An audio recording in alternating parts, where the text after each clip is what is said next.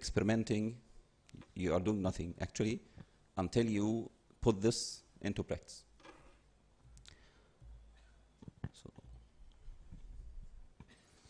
the outline of this presentation will be the overview of flow mapping, the phase controls MRI, and what is 4D CMR flow actually, what is the post-processing for this new technique, and what are the clinical applications for it.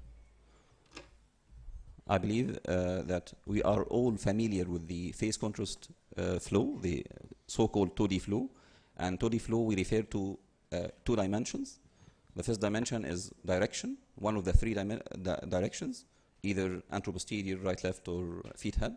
And the second dimension is the time, as we are measuring distance within time. And this is actually an old technique. It's actually maybe older than myself. It's 1980s. And it was developed, I believe, in the UK, in Royal Brompton, for the first time. And it is an integral part of our work, either in general radiology or in cardiac radiology, till today. And the images we obtain from this technique, they are separated into magnitude image and phase image. The magnitude image for the anatomy, to be familiar with the position of the artery we are going to measure. And the phase image is the functional data that gives us the amount of flow, direction of flow, and the velocities in this image. And we can measure from this technique the flow with the amplitude of the flow and the direction of it. So if we have like regurg, we can quantify the amount of regurg in this plane. However, there are some limitations for this technique. The first one, that we have to encode the correct direction for each measurement. So if we are dealing with like the aorta, we have to put the direction in the feet head position.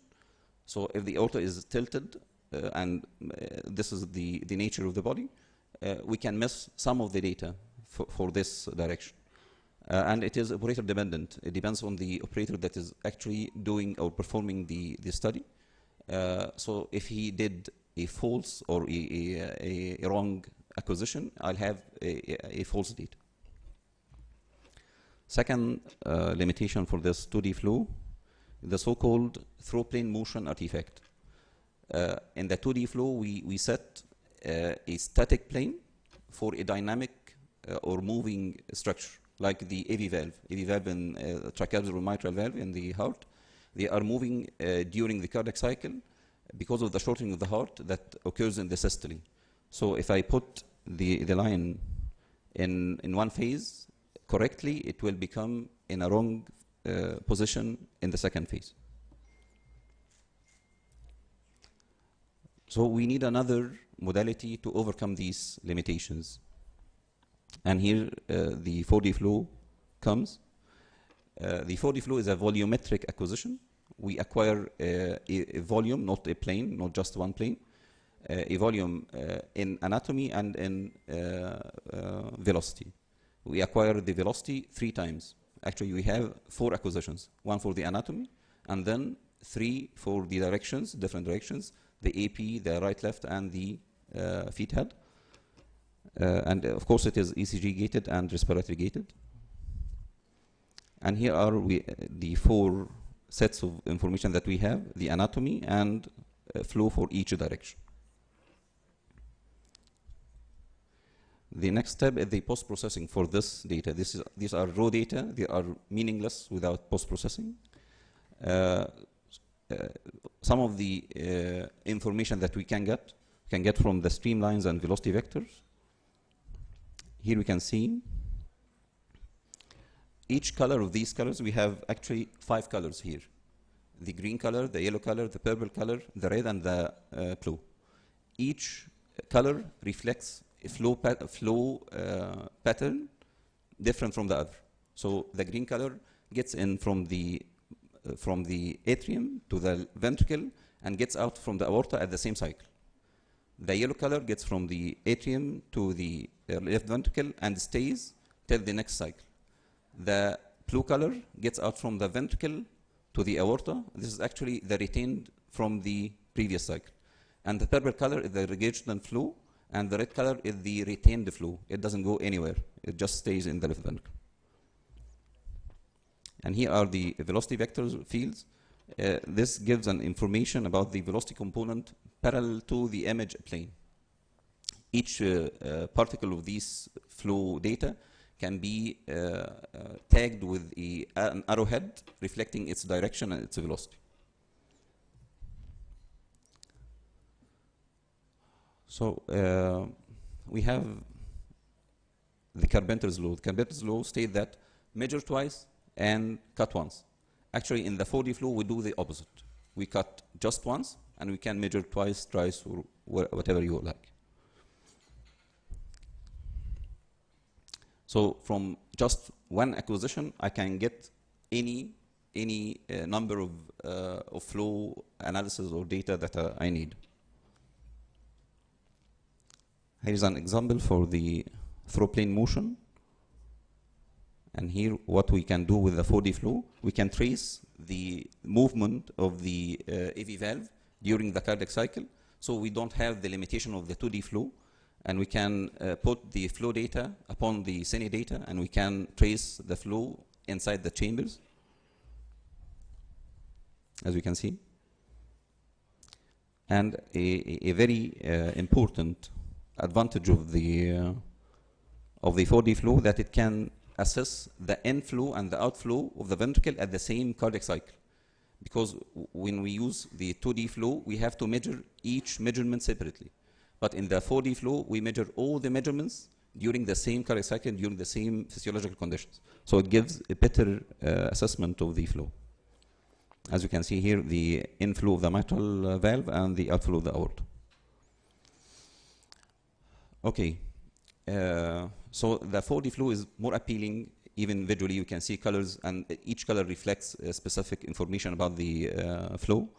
And it's single acquisition. I don't have to acquire images for the patient for several times. And it gives a robust information about the hemodynamic parameters. But it has some disadvantages. First, it's lengthy procedure, lengthy acquisition, and lengthy post-processing. And we have to set the proper velocity for all the acquisitions, and sometimes this is quite confusing. Okay. Till now we talked just about the flow data, but actually the 4D flow can give us more than that, can give us data about the vessel itself, the vessel wall. The so-called pulse wave velocity can measure, is an indicator for the vessel stiffness. So the stiffer the vessel, the higher the velocity through the wall. So we can measure this parameter using the 4D flow that reflects the distensibility of the vessel. And second, the wall shear stress, it means the force unit per area unit. And it reflects the pressure upon the wall of the vessel, and has a great importance in conditions like aneurysms. Finally, the clinical applications. What are the clinical applications for this new technique? Actually, the first papers published for the 4D flow were in the early 90s. There was like 2 or 4 papers just for these times. But now there are more than 10 or 20 per year. This first case is a case of aortic stenosis with aortic aneurysm. And the detailed evaluation of aortic flow gives us a very good idea about the wall shear stresses upon the aneurysm. And this guides the treatment toward giving the patient beta blockers and considering surgery for this patient as a high risk before even the diameter increases. And this is a patient with the coarctation. As you can see, the white arrow shows a disturbance in the flow at the site of the coarctation with increased velocities and pressures. And again, we can measure actually the peak flow at each part of the aorta and can direct the operation. Some areas in the 4D flow still under research, like the the pattern, the helical pattern of flow in aortic aneurysms, whether it is a result for the dilatation or a cause for this dilatation. This is a debatable issue. Again, this is the differential flow during the cardiac cycle. As you can see, there are 5 colors we talked about in this pie chart, and each one reflects a specific flow pattern during the cardiac cycle, as we said. The green one is the direct flow that comes into the from the left atrium to left ventricle directly to the aorta, and the blue one called the indirect flow. This is retained from the previous cycle. The yellow one is called the delayed flow. It gets from the left atrium to the left ventricle and stays to next cycle. And the purple color is the regurgitant flow, and the red color is the retained blood that stays within the left ventricle. As you can see, this is a case of dilated cardiomyopathy. As you can see, that the pie chart reflects a very big red color, and this reflects the increase of retained blood, and that coincides with the condition. Here, this is 4D flow for a patient with Fontaine, reflects that the flow coming from the SVC goes equally to both RPE and LPE, while the flow from the IVC goes mainly to the RPE, and this could help in understanding the hemodynamics in these operations. So for us to summarize, what do we have right now for the 4D flow, and what do we still need, and what do we expect? Currently, we moved from the conventional parameters of the 2D flow to the advanced parameters of the 4D flow with the shear wall stresses and so. And knowing the physiological flow profiles could help us with the surgical procedures, directing toward better surgical procedures in the future. What do you still need right now? We need a collaboration between the manufacturers of these machines and these techniques, and between researchers and between clinicians to get the optimum use for this 4D flow in the clinical practice.